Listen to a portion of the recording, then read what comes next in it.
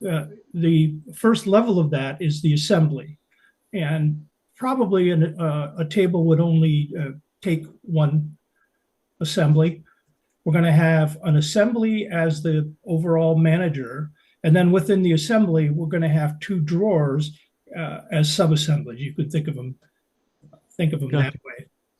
So I'll name this, and it's good practice to keep naming things as you go along. And here I'm going to replicate, to the extent I can remember it, the size of the project. So that was, I think, 29. This is the sketch list calculator. There are three tools in sketch list.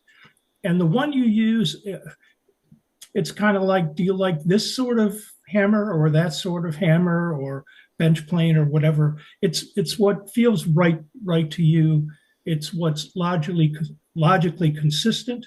In an entertainment center, you might have two or three assemblies, which are sub-projects. So here's the tool that sizes the assembly.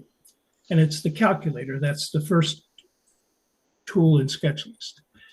The way it works is, as you might have seen, when I filled in a number 29, 42, 17, these buttons turn from gray labels to green buttons.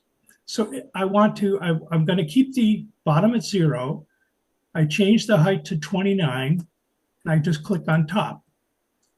And it's the same thing for left. I'm going to keep the left at 0, width at 42.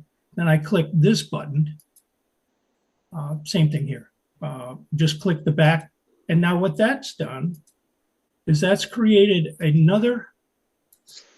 So this is the scope in which we're going to build our table.